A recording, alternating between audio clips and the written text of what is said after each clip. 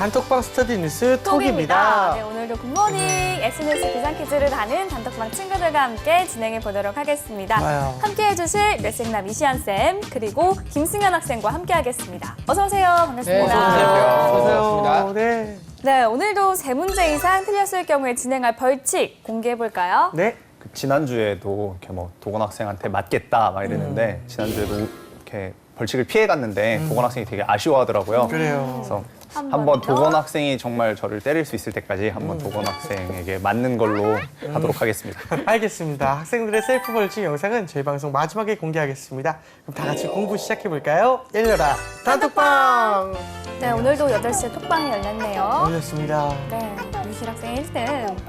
안녕하세요. 약간 욕같이 들려서 왠지 선생님이 마음이 삐뚤어지셨네요.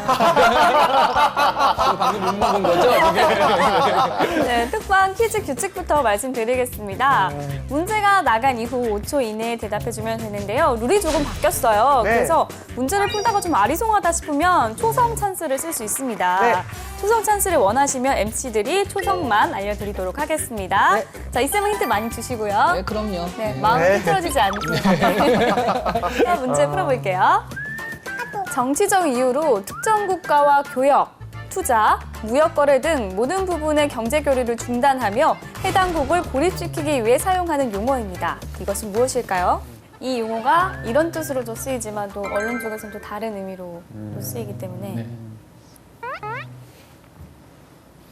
알 것 같습니까? 모를 것 같습니까?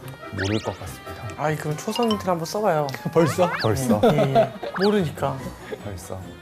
그러면 초성 힌트 써보겠습니다. 그러게요. 벌써요? 네. 자, 그 초성 힌트를 알려주겠습니다. 네. 이응, 비읍, 기역. 네, 뭔지 알 것 같습니다. 우리 MC들 되게 편해졌어요, 지금 이거. 고생 안 해도 돼요. 초성만 알려주면 돼서. 그러니까요. 첫 문제는 그냥 무조건 이거 박아놓고 시작해야 되겠는데. 과연 뭐 정답이 네. 맞는지 일단 확인해 아, 보겠습니다. 그렇죠, 그렇죠. 5초 카운트 주세요. 정답은 엠바고입니다. 엠바고. 엠바고? 엠바고? 엠바고? 정답입니다. 초성 힌트가 좋네요. 아, 그렇죠. 취재원과 보도 시점을 조절한다는 얘기거든요. 그러니까 그 사실을 알게 되었을 때 언제 이후로 보도해 주세요 하면 그 합의하에서 이렇게 딱 하는 거라 잘못하면 언론에 대한 통제가 될 수 있는데 이 엠바고 같은 경우가 이제 유명했던 게 그 2차 세계대전 때 여러 가지 작전이 있었는데 그 중에 이제 노르망디 상륙 작전이에요. 네. 이거를 언론에서 먼저 알았대요. 그래서 언론에서 먼저 알아서 이거를 보도할 수 있었는데 이거 승리를 위해서 그 시점을 일부러 늦게 잡고 실제로 그게 그 작전이 시작된 다음에 한 10몇 분 정도 있다가 보도를 했다고 합니다. 그게 뭐 시초는 아니지만 엠바고가 이제 가장 유명해졌던 사건이라고 합니다. 네, 그렇군요. 알겠습니다. 네. 자, 그러면 두 번째 문제 풀어볼게요. 김영란법 전문 신고업자 최대 2억까지 준다는 신고 포상금을 노리고 김영란법을 대박 기회로 삼는 사람들을 일컫는 신조어입니다. 이 용어는 무엇일까요? 파파라치 뭐 이런 거랑 뭐좀 합쳐야 하는 그런 건가요? 뭐 그럴 수도 있죠. 네, 아닐 수도 있고, 그럴 수도 있고. 네, 5초 카운트 주세요. 정답은 영파라치. 영파라치. 틀렸습니다. 람파라치였습니다. 그렇죠. 정말 잘 묻히네요. 아니, 영파라치는 옛날에 영화 신고하는 그런 게 있어서 그런 영파라치라는 게 말을 있었어요? 썼었고요. 남파라치 같은 경우가 여기서 얘기하는 건데 지금 저기 최대 2억까지 포상금이잖아요. 네. 근데 보상금이 따로 있어요. 보상금은 최대 30억까지. 그래서 이거 한번 잘만 하면 팔자 고친다 이런 것 때문에 초창기에는 학원이 생겨가지고요. 뭐 신고하는 것도 가르쳐주고 그랬다고 합니다. 근데 실제로 지금 건수가 한 건도 이렇게 된 게 없죠, 예. 없어가지고요. 실제로 그 좀 약간 허황된 그런 게 좀 있고요. 네, 알겠습니다. 자, 그러면 세 번째 문제 풀어볼게요. 극장이 자국의 영화를 일정 기준 일수이자 상영하도록 강제하는 제도적 장치입니다. 국산 영화 의무 상영제라고도 하는데요. 이것은 무엇일까요? 이건 바로 맞출 수 있겠죠, 솔직히. 네, 네. 바로 맞춰보겠습니다. 맞춰볼까요? 네. 네, 알겠습니다. 5초 카운트 주세요. 정답은 스크린 쿼터제입니다. 스크린 쿼터제. 스크린 쿼터제. 과연? 맞네요. 정답입니다. 예전에는요, 그러니까 한국 영화와 외국 영화를 비교했을 때 네. 그 한국 영화가 좀 재미도 없고 외국 영화만 틀려고 하니까 한국 영화를 좀 보호하는 측면에서 했는데요. 근데 점점 의미가 없어진 게 한국 영화가 더 재밌거든요, 요즘에. 어쨌든 아직도 존재를 합니다. 처음에 예전에는 146일 정도, 365일 중에 146일을 의무 상영을 해야 되는데 지금은 FTA 때문에 미국이 요구를 해서요. 73일 반으로 줄었어요. 그럼에도 불구하고 그냥 한국 영화를 워낙 많이 하니까 오히려 요즘엔 이거보다는 예술 영화 스크린 쿼터제가 주장되고 있어요. 네, 저도 지금 그 생각했어요. 네, 그러니까 그냥 영화가 아니라 예술 영화들을 그래도 한 73일 정도는 상영을 해줘야 되는 거 아니냐라는 식으로 해서 그런 게 좀 주장이 됐지만 뭐 아직까지 주장만 되고 있지 그 논의가 되는 단계는 아닌 것 같습니다. 알겠습니다. 그렇군요. 자, 그러면 네 번째 문제도 풀어볼게요. 중국이 발사한 실험용 우주정거장. 중국은 달 탐사위성을 달의 여신인 항아라 부르더니 우주실험선 이름으로는 항아가 원래 살던 곳으로 하늘의 궁전이란 뜻을 지닌 땡땡을 갖다 붙였다. 이 땡땡은 무엇일까요? 하늘의 궁전이라는 뜻을 지닌 땡땡. 다 맞춰보겠습니다. 네, 저 카운트 주세요. 정답은 천궁입니다. 천궁. 천궁. 과연 천궁일까요? 정답입니다. 중국에서 만든 우주정거장인데요. 네. 우주정거장을 만들고 거기다 이제 사람을 태워가지고 사람이 가가지고 지금 생활을 하는 한 30일 정도 사는 프로젝트 진행하고 있다고 합니다. 그 혹시 그래비티라는 영화 보셨어요? 봤어요. 너무 인상 깊게 네, 봤어요. 그 산드라 블록이 네. 그래서 여기저기 옮겨 다니다가 네. 중국 우주정거장으로 가잖아요. 그러니까 중국 우주정거장에 가서 거기서 있던 우주선을 타고서 귀환을 하게 되거든요. 그 중국 우주정거장 거기 이름이 천궁이에요. 아. 당시에 진짜 있었던 건 아니고요. 지금 이런 것처럼 2020년까지 완공하는 걸 계획하고 있었는데 그 이름을 갖다 써가지고 중국 우주정거장 거기 이름이 천궁. 그래서 천궁으로 가! 그렇게 이제 지시를 해가지고 가게 되거든요. 거기 이미 나왔던 이름입니다. 신기하네요. 네, 알겠습니다. 자, 그러면 마지막 문제 풀어볼게요. 건축과 퀴즈의 합성어로 체계적인 육아를 뜻한다. 부모의 계획하에 설계한 도면을 바탕으로 체계적이고 과학적으로 길러지는 아이를 뜻하는데요. 이 용어는 무엇일까요? 건축과 퀴즈의 합성어니까 또 잘 합쳐야겠죠. 한번 합쳐봐요. 건축 용어로 뭐예요? 컨스트럭트. 컨스트럭처 말고. 틀릴 것 같나요? 네. 네, 그러면 자신 있게 한번 틀려보고 평생 이 문제 기억하시기 바랍니다. 네, 알겠습니다. 그래요. 초 카운트 주세요. 재미라도 줘요. 5글자. 키스트럭처? 키스트럭처. 네. 키스죠. 진짜 못 썼는데. 네, 정답은 아키텍 퀴즈였습니다. 최근에 다팅이라는 트렌드가 있어요. 네. 그게 뭐냐면 다시 이제 점이죠, 점. 네. 인터넷 할 때 무슨 닷컴 하잖아요. 네. 다팅이라는 트렌드는 점을 찍듯이 이렇게 딱딱 찍어놓고 계획을 정확하게 하는 걸 얘기하는데 이 다팅의 가장 대표적인 트렌드가 아키텍키즈입니다. 그래서 아이를 이렇게 나가지고 교육을 시킬 때요. 네. 그냥 뭐 야 마음대로 뛰어놀아가 아니라 엄마가 이제 철저하게 설계를 해가지고 이런 아이로 이렇게 해서 이렇게 교육을 시켜야겠다. 그래서 거기에 맞춰가지고 아이를 반듯하게 키우는 그런 것들을 얘기하거든요. 이거라면 뭐 타이거맘처럼 너무 이렇게 그 아이를 꽉 잡고서 키우는 것 같은 느낌도 들지만 실제로 아이한테 가장 좋은 것들, 그러니까 실제로는 무슨 체험을 한다든가 아이를 자연에서 뛰어놀게 하는 것도 이 계획 안에 있는 거죠. 아이를 감성을 풍부하게 해야겠다. 그러면 그런 것들을 뭐 놀이기구, 그러니까 놀이터에서 놀게 하고 자연에 가가지고 뭐 체험을 하게 하고 이런 것들까지 다 계획이 있기 때문에 나쁜 것만 아닌데 요즘에 이제 좀 학력도 있고 그러신 엄마들이 많이 등장을 하면서 아이를 좀 계획화해서 키우려는 그런 트렌드가 반영된 거고요. 그 매년 그 말에 그 트렌드 코리아 이게 발간이 되잖아요. 네. 이 김난도 교수가 이제 2016년에 트렌드로 예견한 것이 바로 아키텍 퀴즈. 그 10가지 중에 하나가 이제 이거라서 예, 좀 유명한 말이 됐습니다. 네. 알겠습니다. 알겠습니다. 아, 자, 네. 이렇게 해서 톡방 퀴즈 풀어봤습니다. 오늘 총 3문제를 맞췄는데요. 오늘 어땠나요? 오늘 이렇게 오늘도 몰랐던 것들도 많이 알고 뭐 도건 학생한테 되게 아쉽지만 다음 주에 또 기회를 가져보라고 얘기해야 될 것 같습니다. 알겠습니다. 네네. 자, 이번엔 뉴스톡에 선정한 이슈 공부해볼까요? 예.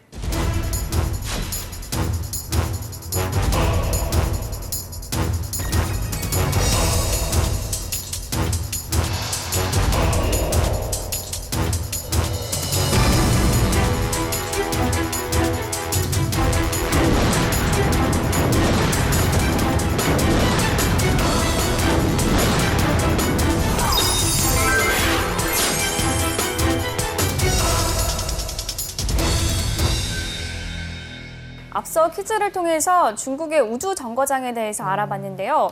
재한 씨는 우주 정거장 하면 뭐가 떠오르나요? 저 같은 경우에는 가장 어렸을 때 처음으로 우주정거장이라는 단어를 접한 게 은하철도 999라는 만화 영화였어요. 기체가 어둠을 저도 헤치고 기억나요. 네, 네. 은하수로 만들면 우주정거장이에요. 근데 그때 처음으로 우주정거장 이야기를 들었는데 이게 뭔가 그리고 우주정거장에 대한 개념도 없었던 시절인데 그때 마냥 있었잖아요. 뭐요? 부루마블. 우주정거장 우주정거장에 가면은 아무데나 갈 수 있는 그게 친구가 있었잖아요. 별로 없어서 제가 죄송합니다. 아무도 가거나. 예. 어렸을 때는 이 우주 정거장 하면 그야말로 영화에만 나오는 꿈 같은 이야기인데요. 앞서 살펴본 것처럼 지난 추석에 중국이 우주 정거장 발사에 성공을 하면서 전 세계가 깜짝 놀랐습니다. 그렇죠. 그만큼 우주를 향한 중국의 기술 수준은 놀랍게 발전했다는 것인데요.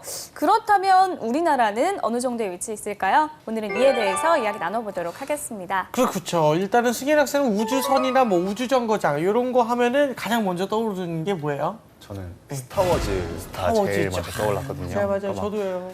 그 엄청나게 많은 우주선들과 그 오히려 우주 정거장이라고 하기에 뭐한 진짜 행성이 나오잖아요. 그래갖고 그런 거 보면서 이제 딱 스타워즈가 제일 먼저 떠올랐습니다. 스타워즈 얘기를 해줬는데 사실 대부분 우주하면은 뭐 외계인을 비롯해서 이렇게 영화에서 본 이미지를 떠올리게 되는데요. 맞아요. 우주 영화가 대부분 미국, 러시아 배경이라는 것에서 보는 것처럼 이 아시아와 우주는 조금 거리가 있어 보이는 게 사실입니다. 그런데 중국이 우주 굴기에 나서고 있다고 하는데 대체 어떤 것인가요? 일단 굴기라는 게 뭐냐면 이것도 굉장히 많이 듣잖아요. 네. 중국 뭐 경제 굴기 이런 굉장히 것도 많아요. 있고요. 굴기가 그러니까 우뚝 선다는 뜻이래요. 우주 굴기 하면 우주 분야에서 우리가 우뚝 서겠다. 이런 거 경제 굴기, 군사 굴기. 특히 시진핑 그 중국 주석이 축구를 되게 좋아해서 축구 굴기. 그래가지고 세계 축구 스타들을 엄청난 큰 돈 들여서 다 사오는 게 축구를 띄우겠다고 마음을 먹어서 그런 건데 네. 그런 식의 어떤 열정과 돈이 지금 우주에 들어가고 있다는 거죠. 우주 개발을 통해서 세계의 초강대국으로 부상하겠다. 이런 계획이 바로 우주 굴기라고 할 수 있습니다. 그렇군요. 일단은 관련 뉴스를 보고 좀 더 알아보겠습니다. 선생님 어떤 기사들이 있습니까? 네, 일단 첫 번째 기사를 보면요. 네. 선저우 11호가 우주정거장과 도킹에 성공했다라는 그런 기사인데요. 실험용 우주정거장 텐궁 2호와의 도킹에 성공했다라고 합니다. 천궁 2호인데요. 중국은 이번 프로젝트의 성공으로 미국, 러시아 더불어 우주 강국임을 대내외에 과시하는 한편 오늘 2022년 완성 예정인 유인 우주정거장을 구축하기 위한 중요한 토대도 마련했다라고 하는 기사로 시작을 합니다. 네. 두 명의 우주인이 네. 베이징 우주비행통제센터에 지휘를 받으며 여기에 들어갔다고 하는데요. 네. 이들은 이제 여기에 잠깐 머물면서 이제 어떤 실험도 하고 그다음에 고치는 것도 연습을 해보고 하면서 한마디로 거기서 이렇게 살기 위한 실험들이죠. 그런 것들을 하기로 계획되어 있다고 합니다. 그래서 한 30일간 실험용 우주정거장에 머물면서 우주인의 생활, 작업, 건강 유지 등 체류를 위한 각종 실험과 함께 우주의학, 공간과학 실험, 그리고 공간응용 기술 등을 실험을 하게 된다라고 하니까 뭐 아마 굉장히 많은 여러 가지 어떤 변화라든가 이런 부분들을 체험하고 올 것 같아요. 근데 지금 미국, 러시아 등이 공동으로 운영하는 국제우주정거장이 2024년까지만 운용된다는 점을 감안하면요. 실제로 중국이 2022년 우주정거장 완공한 경우에 어떻게 보면 2024년 이후에는 전 세계에서 중국만이 우주정거장을 가지게 될 수 있다. 뭐 그렇게 이제 마무리를 하고 있는 기사였습니다. 네, 그렇군요. 알겠습니다. 자, 그러면 두 번째 기사도 알아볼까요? 그럼 중국은 이렇게 하는데 우리는 뭐 하느냐? 한마디로 그런 얘기거든요. 두 번째 기사는 2016년 그 한국형 발사체 추가 점검이 필요한 시점이다. 뭐 그런 기사인데요.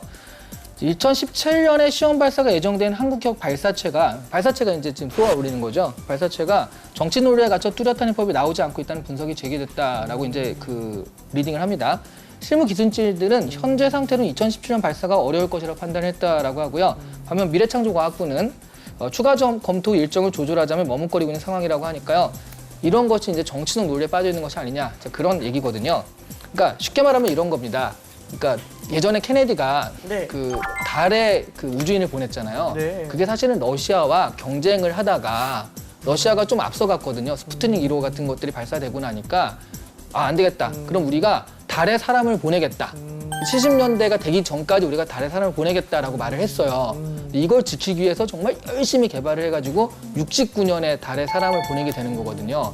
이런 걸 가지고 그래서 그런 걸 말을 지키려다가 좀 조작된 거 아니냐라고 해서 아직도 음모론이 좀 나오고 있는 실정이라 그런 것들인데 그런 것처럼 우리 정부도 대선 토론에 나와서 2025년으로 예정된 달 탐사선 발사 시점을 2020년으로 단축하겠다고 공약을 했거든요. 자, 그러다 보니까 그러니까 그때 이걸 보내려면 이렇게 하니까 그 시험 발사 일정들이 좀 앞당겨져야 된다는 거죠. 2017년에 그걸 시험 발사를 하겠다라고까지 된 거예요. 근데 이게 말하자면 정치적으로 좀 공약이고 그러다 보니까 딱 던진 말, 케네디처럼 던진 말인데 네. 그런 것들을 따라가려다 보니까 현재 어떤 기술 수준이나 이런 것들이 도저히 말이 안 되는 것이다. 그래서 실제로 이게 개발이 되는 것이냐 국감에서 얘기했더니 국감에서는 뭐 가봐야 알겠습니다라는 식으로 그게 된다 안 된다는 말을 회피하고 있다. 그러니까 이런 부분들이 정치적 논리에 갇혀가지고 안 되는 것들을 막 억지로 이렇게 하는 건 예산 낭비니까 네. 정확하게 일정을 가지고 하자. 인력과 예산 낭비를 줄이자라는 그런 제안을 하는 기사입니다. 그렇군요. 이렇게 두 개의 기사를 정리를 좀 해주셨는데요. 승현 학생 이제 첫 번째 기사에서 어떤 키워드에 좀 주목했나요? 저는 그 첫 번째 기사에 네. 제목에 세계에서 세 번째라는 그 부분이었거든요. 그러니까 중국은 약간 기술력이 조금 뒤처져 있다라고 저는 생각을 했었는데 그 우주 관련한 과학 기술들은 모든 과학 기술의 집합체인데 어떻게 일본보다도 먼저 이런 것들을 해냈다는 부분들이 좀 신기했습니다. 그렇군요. 네. 사실 우리는 이제 아직도 중국의 기술에 대해서 다소 좀 낮게 보는 경향이 있는데요. 그 우주 관련 기술만큼은 이제 우리나라를 좀 훨씬 앞서가고 있다 이런 얘기를 들었습니다. 이런 말이 있잖아요. 어떤 거요? 그러니까 세계에서 중국과 일본을 낮게 보는 건 한국인밖에 없다고. 맞아요. 들어봤어요. 네. 우주 같은 경우에는 실제로 지금 거의 세계 2위, 3위를 다투고 있다고 보시면 돼요.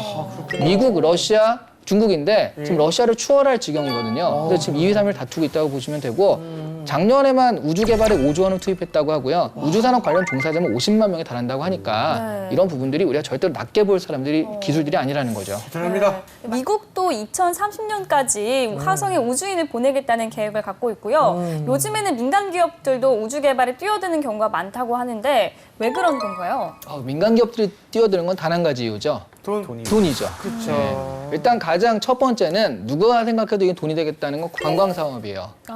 그래서 우주에 한번 갔다 오는 그런 체험만으로도 몇 억씩 이미 줄을 서고 있다라는 그런 얘기가 있잖아요. 네. 그리고 뭐 스페이스X처럼 그런 기업들 같은 경우에는 그 자원도 생각을 하고 있다고 합니다. 네. 그러니까 화성에 사람을 보내고 화성에서 자원을 갖고 오는데 어떤 자원들은 요만큼으로도 굉장히 큰 돈이 되는 자원들이 있잖아요. 그쵸. 그런 부분 또 새로운 자원들을 갖고 있으니까 네. 관광과 자원이란 면에서 이제 분명히 이제 상업적으로 이제 좀 더 유익하다라고 보기 때문에 이렇게 뛰어든다라고 보시면 될 것 같아요. 네. 그렇군요. 사실 그야말로 이제 곳곳에서 우주 개발에 좀 공을 굉장히 많이 들이고 있는데 네. 우리나라 우주 개발 기술의 수준은 좀 어떤가요? 계속적으로 하고 있습니다. 하고 있어서 일단 90년대 중반부터 위성 개발을 계속했고요. 네. 뭔가 계속 뭐 쐈다 이런 얘기는 들리잖아요. 맞아요. 근데 그런 부분들이 뭐 기술 개발에 같이 하기도 하고 저쪽에서 한 걸 조립하면서 이렇게 기술을 익혔거든요.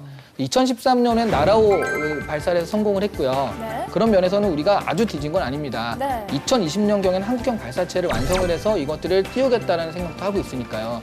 하지만 뭐 중미나 이런 우주정거장 만드는 중국이나 이런 부분에서는 중국이 뒤진 건 사실이지만 그래도 전 세계적으로 하면 아주 뒤진 건 아니다라고 말씀드릴 수 있을 것 같아요. 네. 본격적인 우주 탐사에 나서기에는 우리나라의 기술이 충분치 못한 것이 사실인데요. 그렇다면 선진국과의 협력을 통해서 기술을 발전시키는 것도 한 방법이지 않을까요? 그게 우리나라 마음이 아닌 거죠. 선진국 마음인 거죠. 선진국의 협력을 통해야 되는 건데 네. 혹시 그 우리나라 최초의 우주인이라고 할 수 있는 이소연 박사 네. 기억하시죠? 그죠. 원래 최초의 우주인은 이소연이 아니었거든요. 원래는 고사안이었잖아요. 네. 고사안이요? 기억이 안 나세요? 아니요. 부산 네. 고사안이라는 이 분이 원래 그 선발이 된 우주인인데 훈련을 하다가 이분이 잘려요. 그 우주인 자격이 없다 해서 그 첫 번째 아니었고 그 두 번째인 이소연 박사가 그걸 대신해서 가게 되는 거예요. 그 고산이라는 분이 왜 이제 그 잘렸냐라고 한다면 그 1년 동안 훈련을 받아야 되거든요. 훈련을 하면서 거기서 조종 매뉴얼이나 우주선 조종 매뉴얼을 이분이 봐요, 그걸. 그러니까 내가 이렇게 나라에서 돈을 받아가 지원을 해가지고 이렇게 하는데 이런 부분을 좀 가져가야겠다라고 해가지고 매뉴얼 같은 걸 좀 보면서 익히려고 하거든요.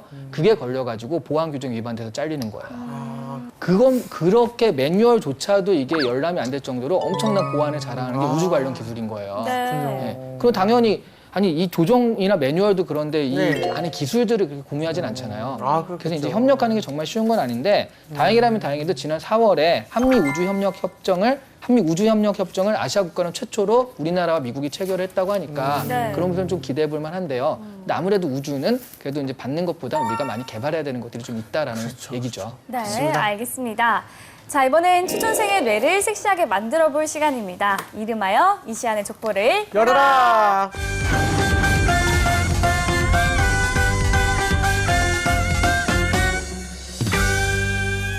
오늘의 족보를 열어주실까요? 네, 자 그러면 열어보도록 하겠습니다. 자, 짜라란. 짜잔!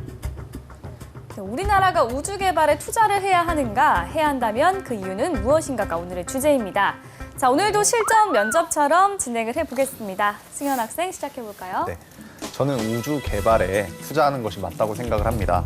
우주와 관련한 과학 기술은 모든 과학 기술의 가장 높은 수준의 기술이 집합체라고 할 수 있는데요. 이러한 점에서 단순히 우주 개발을 통한 우주 탐사, 우주 자원 확보뿐만 아니라 일상생활의 기술 발전, 그리고 기초과학 증진 등의 어떤 파급 효과를 기대할 수 있다는 점이 있고요.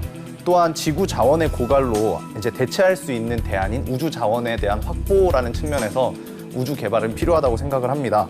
이런 경제적 가치들이 무한한 우주에 대한 투자는 당연히 이루어져야 한다고 저는 생각을 합니다. 우리가 이런 걸 이제 가성비 측면에서 바라볼 수 있는데 네. 그러기에는 좀 그렇게 여유가 있는 건 아니잖아요. 네. 가성비라는 측면에서는 굉장히 좀 돈을 많이 투자해야 되기 때문에 우리가 하기엔 감당하기 힘들지 않을까요? 이게 만약에 한국이 그렇다고 해서 우주 개발에 힘을 쓰지 않는다면은, 우주 개발에 투자를 하지 않는다면은 우주에서 이제 얻을 수 있는 자원이라든가 지식 같은 부분들을 선진국에서 수입을 한다던가의 방식을 통해 가지고 이루어질 텐데, 이런 부분보다는 오히려 우주 개발에 투자를 함으로써 거기서 얻는 경제적 가치들을 찾아내서 우리가 오히려 이제 그런 부분들을 수출할 수 있는 그런 부분을 가지고 있어야 된다고 생각을 합니다. 그거라면 좋은 걸 모르는 건 아닌데 그러기 위해서 들어가는 돈과 시간과 이런 것들이 엄청나다는 거죠. 그러니까 오히려 패스트 팔로우 전략으로 우주가 그렇게 개발이 되면 일단 처음에는 그런 것들을 좀 같이 얻어 쓰다가 어느 순간 그런 것들을 보면서 빨리 따라하는, 사실 우리나라가 이제 많이 가지는 전략인데 우리나라 기업들이 패스트 팔로우 전략이 더 낫지 않냐라고 물어보는 거거든요.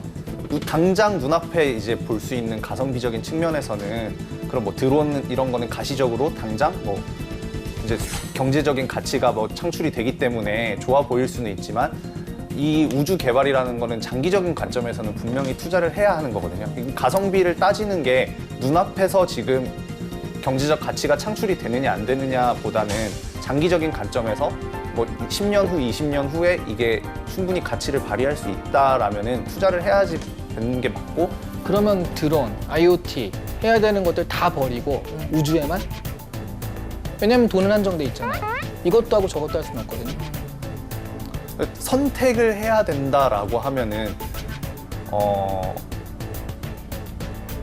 저는 버릴 수 없다라는 게, 그러니까 우주 개발 자체를 지금 손을 놓고 있으면 앞으로 쫓아가는데도 그만큼의 기술적 공백이 생기기 때문에 그 부분들을 쫓아가기가 되게 어려울 것이라고 저는 생각을 하거든요. 그럼 대안을 제시해야죠. 우주 개발을 버리지 않으면서도 이 가성비나 비용을 적절하게 세이브할 수 있는 전략들. 그러니까 우주 개발을 정부 차원에서 진행을 하겠지만 정부 예산이 한정이 되어 있기 때문에, 그리고 민간 기업들도 충분히 이런 우주 개발, 우주 탐사에 대해서 충분히 관심을 가지고 있을 것이고, 그런 부분에서 어떤 민간 기업의 참여 이런 부분들을 이끌어내면은 그 예산적인 부분은 어느 정도 좀 완화할 수 있지 않을까라고 생각합니다. 역시 민간 기업을 족치는 걸로 이렇게 결론을 내는군요. 그렇군요. 알겠습니다. 지금 이런 유형의 문제는 이제 어떤 기업에서 좀 출제를 하고 또 질문의 의도는 무엇입니까? 우주 개발 자체에 관심 있는 데는 방위산업체라든가 그쵸, 아니면 그쵸. 정부 쪽 차원일 것 같고요. 이런 거시적인 얘기들은. 네. 그래서 그런 정도의 기업에서 출제할 수 있지 않을까 싶습니다. 네. 그러면 실전이라면 어떻게 답을 해보는 게 좋을까요? 그러니까 지금 사실 우주에 대한 얘기보다는 그러니까 지금 전략들을 얘기했는데, 근데 이거는 우주라는 것들을 빗대서 한국의 대기업들이요, 스마트폰 같은 경우는 새로 개발한다기보다는 그냥 개발을 해놓으면 좋다라고 바로 따라가서 2등 전략이거든요. 그래서 거의 그 근접하게 들어가는 패스트 팔로우 전략을 여태까지 굉장히 잘 살아왔단 말이죠. 네. 근데 사실은 이런 것들은 한계가 있잖아요. 그러니까 창조적으로 첫 번째 가는 퍼스트 무버가 아니니까. 그러니까 이 부분에 있어서 그 전략이 어느 게 낫냐를 물어보는 질문은 어떤 기업에서 굉장히 자주 나오는 거거든요. 네. 근데 그런 거에서 지금 퍼스트로 가는 게 분명히 낫긴 낫죠. 그럼 거기에 대해서 굉장히 가성비라든가 이런 부분이 많이 들어간단 말이에요. 근데 지금 계속 그런 얘기를 고집을 하는데 그렇지 않고 그러면 이게 맞긴 맞는데 그렇다면 현실적으로 어떻게 하면 좋을까 대안을 좀 제시했으면 좋은데 계속 그런 게 좋다. 그게 당위성은 누구나 알고 있기 때문에 그런 걸 네. 자꾸 얘기해봤자 그런 건 지금 계속 빙빙 도는 얘기밖에 안 돼서 네. 그런 부분에 대한 대안이라는 것들을 좀 생각하면서 얘기를 했으면 좋겠다는 그런 느낌이었어요. 네, 아, 알겠습니다. 승현 학생이 이쌤의 평가 어떻게 들었습니까? 요즘 계속 현실적인 대안을 부족하다는 거를 계속 이렇게 지적을 받고 있는데 네. 이제 다음에는 좀 그런 현실적인 대안의 측면에서 좀 많이 고민을 해보도록 하겠습니다. 좋아요. 네, 알겠습니다. 자, 이렇게 이쌤의 족보 확인해봤고요. 이번에 우리 단톡방 친구들과 함께 공유하고 있는 주제 알아볼까요? 네. 창의적이라면 창의력을 물어볼 수 있는 질문이기도 한데요. 네. 우주에서 팔만한 상품을 한번 기획해보라. 이런 질문입니다. 우주에서 팔만한 상품이요. 제가 먼저 갑자기- 얘기를 해보면 갑자기 우주로 간 듯한 그런 표정을.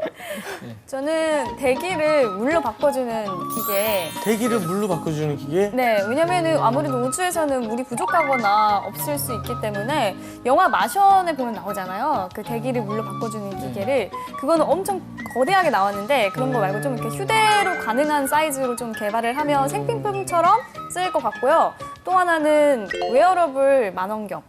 그러니까 저희가 대기권이 아니고 이제 우주권으로 시야가 아주 넓게 바라봐야 하는 상황이 되니까 이 무거운 만원경을 따로 이렇게 들고 다니면서 보기보다는 그냥 안경처럼 가볍게 쓰는 거죠. 그래서 더 가시거리 멀지만 볼 수 있게 하는 그런 상품을 개발하면 어떨까라는 생각이 드는데 재한 씨는요? 좋네요. 저는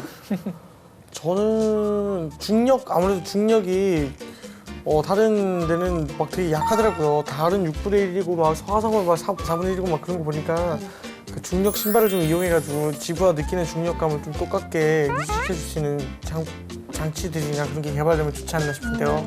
우리 승현 학생은요? 저는 네. 먹는 게 제일 중요할 것 네네, 같은데 네. 한국이나 뭐 세계 각국의 음식들을 좀 이렇게 올라가서 우주에서도 먹을 수 있게 이제 뭐 그런 전투식량처럼 이렇게 간단한 방법으로 그 맛을 낼 수 있는 그런 부분들을 좀 개발하면 좋지 않을까라고 생각을 했습니다. 네, 알겠습니다. 자, 그럼 우리 톡방 친구들의 의견도 확인해 볼게요. 유리 학생, 무중력 상태에서 정밀한 외과 수술을 할 수 있는 로봇. 무중력 상태인 우주에서는 사람의 움직임이 자유롭지 않기 때문에 외부 환경에 영향을 받지 않은 로봇이 수술을 진행하고 지구에 있는 외과 의사가 원격 진료를 통해 응급 상황에서 치료를 제공하는 것이 더 효과적이다. 태희 학생, 무중력 상태에서도 사용할 수 있는 펜. 우주는 무중력 상태라 우리가 사용하는 일반 펜이 나오지 않는다고 한다. 펜의 이런 점을 개선한 특수 펜을 판매한다면 높은 수요를 기대할 수 있을 것이다. 유실 학생, 시골 냄새가 담긴 향. 우주에 있을 때 지구에 대한 그리움을 충족시킬 상품을 판다. 문득 지구가 그리워질 때 고향의 향을 어디선가 맡는다면 그리운 마음을 조금이나마 채워줄 수 있을 것이다. 소희 학생, 텃밭 화분. 사람들은 매일 식량을 필요로 하지만 우주 공간에는 흙이 없기에 농작물을 재배하기 어렵다. 텃밭 화분을 다양한 품종과 디자인으로 상품화해 보급한다면 사람들이 우주에서도 식량을 자급자족할 수 있게 될 것이다 라는 의견들이 있었네요. 네, 학생들의 의견 어떻게 생각하세요? 승현 학생. 태희 학생 의견이 어. 그러니까 우주라는 어떤 네네. 특수성을 개선하는 특수 펜을 만든다는 점에서 네. 좀 괜찮은 아이디어라고 생각을 했습니다. 좋죠. 선생님께서 베스트 댓글과 함께 다 뽑아주시겠어요? 네, 일단 이 문제의 의도를 생각해 보면 네. 실제로 우주에서 팔 만한 상품은 무슨 뭐 굉장하게 나올 수는 없잖아요. 그쵸. 너무 상식적인 것도 아니고 약간의 창의성과 또 분석력 같은 건데 그런 게 제가 보기에도 태희 학생이 제일 나아요. 왜냐면 다른 것들은 시골 냄새가 나기랑 이런 거는 좀 곤란하지 않겠습니까? 그렇죠. 네, 서울의 향기를 맡는다고 탁 하면 미세먼지가 우주에 확 퍼지고 아유, 세상에. 이럴 수도 있으니까 네네. 네. 김태희 학생 같은 경우에는 지금 우주의 어떤 특수한 얘기와 그다음에 간단한 아이디어로 이런 게 있을 수가 있겠구나라고 해가지고 나름의 창의적인 것도 좀 들어가 있고 해가지고 그런 부분에 있어서는 그러니까 쉽게 귀에 딱 꽂히는 그런 얘기를 한 것 같거든요. 네. 그래서 면접 질문의 답으로서는 태희 학생의 답이 제일 좀 낫지 않나 이렇게 생각을 합니다. 네. 알겠습니다. 우리 김태희 학생이 베스트 댓글로 선정됐습니다. 축하합니다. 축하합니다. 오늘의 이슈, 오늘은 우주를 향한 중국의 비상과 또 우리나라 우주개발 현실에 대해서 살펴봤습니다. 이제 정리를 한번 해볼까요? 아까도 잠깐 나왔었는데 중국인들이 기술이 그렇게 뛰어나단 말이야 깜짝 놀랐었잖아요. 네. 근데 실제로 우리가 모르게 이미 중국의 기술들은 굉장히 많이 발전을 하고 있고 그쵸. 너무나 부럽게만 쳐다봐야 되는 그런 현실들이 있다라는 말이죠. 그래서 이공계 학생들은 당연히 그렇고요. 또 우리 그 문과나 이런 모든 학생들이 이런 네. 기술이나 이런 부분들에 대해서 자꾸 이제 좀 발전하려고 그러고 이런 부분들을 따라가려고 하고 제도적으로 뒷받침하려고 해야지 이런 것들이 그나마 좀 경쟁이 되지. 안 그러고 넉넉히 바라보고 있으면 계속 뒤처질 것 같다는 그런 불안감이 엄습해오는 그런 주제였던 것 같아요. 네, 알겠습니다. 승현 학생 어땠어요? 저는 우주라는 공간이 이제 그냥 막연하게만 느꼈는데 최근에 막 중국이나 이런 부분들을 보면서 이제 현실로서 다가오는 부분들이 있는 것 같다라는 그쵸. 생각이 들었어요. 그래서 좀 우주에 대해서 좀 관심을 많이 가지고 공부를 좀 해야 되지 않나라고 생각을 했습니다. 알겠습니다. 네, 오늘 뉴스톡은 여기까지 하고요. 저희는 다음 시간에 다시 톡방 열겠습니다. 감사합니다. 감사합니다.